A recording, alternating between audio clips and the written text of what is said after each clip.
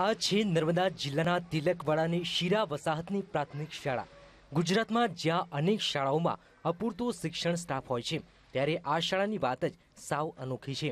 અહીં શાળા પ્રાંગણમાં કોઈપણ પ્રકારનું શોરબકોર નથી।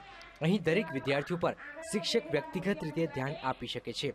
કારણ માત્ર એટલું જ છે કે અહીં શાળામાં માત્ર 2 જ વિદ્યાર્થીનીઓ છે। બાળકોને તેમજ શાળાની જે ભૌતિક સુવિધાઓ અમે પૂરી પાડીને બાળકોને જે સારું શિક્ષણ આપી રહ્યા છે।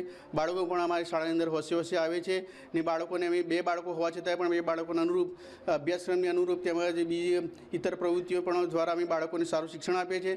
બાળકો પણ અહીં આગળ સારી રીતે ભણી શકે છે। બાળકોને વાંચતા લખતા તેમજ બીજી રમતની બાબતની અંદર બાળકો કેરમ પણ સારું રમતા આવડે છે। આમ તો આ શાળાને 1 થી 5 ધોરણની પરમિટ છે, પણ 2 જ વિદ્યાર્થીની હોવાથી અહીં 2 જ ક્લાસ ચાલે છે। એક વિદ્યાર્થીની બીજા ધોરણમાં અને એક વિદ્યાર્થીની ધોરણ 3માં અભ્યાસ કરી રહી છે, તેથી અન્ય 3 ક્લાસરૂમ ખાલીખમ છે। 2 વિદ્યાર્થીની વચ્ચે શિક્ષકોની સંખ્યા પણ 2 છે। 1 થી 5 ધોરણની સ્કૂલ છે, એમાં કુટુંબોની સંખ્યા ઓછી હોવાથી 2 બાળકો ભણે છે, એક બીજા ધોરણમાં છે અને એક ત્રીજા ધોરણમાં છે। આ બાળકીઓને અભ્યાસક્રમ ઉપરાંત પણ ઇંગ્લિશમાં ABCD, પ્રાણીઓ, પક્ષીઓ, ફૂલો ફળો વગેરે ઇંગ્લિશમાં પણ આવડે છે। શાળા બાળ ગીતો, અભિનય ગીતો પણ કરી શકે છે। ખરેખર પ્રાઇવેટ શાળામાં પણ ના મળતું હોય એવું શિક્ષણ આ છોકરીઓને મળે છે। મારી શાળાનું નામ શીરા વસાહત પ્રાથમિક શાળા છે, તાલુકો તિલકવાડા, જિલ્લો નર્મદા, રાજ્ય ગુજરાત, દેશ ભારત, ખંડ એશિયા। હું આ સ્કૂલમાં ભણું છું।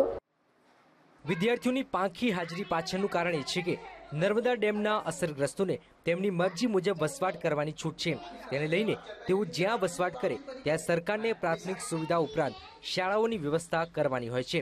નર્મદા અસરગ્રસ્તોને કારણે અહીં આ પ્રકારની ઘણી શાળાઓ જોવા મળે છે।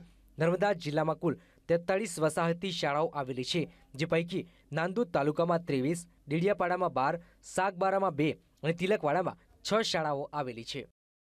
નર્મદા જિલ્લામાં નર્મદા ડુબાણના જે વિસ્તારો ગયેલા છે, એમાંથી સ્થળાંતર કરેલા કુટુંબોને એમ કે પૂરતી સગવડતા આપવા માટે શિક્ષણમાં પણ સ્કૂલ અલગ અને સુવિધાઓ પણ પૂરતી આપવા માટેની જોગવાઈ સરકારશ્રીએ કરેલી છે।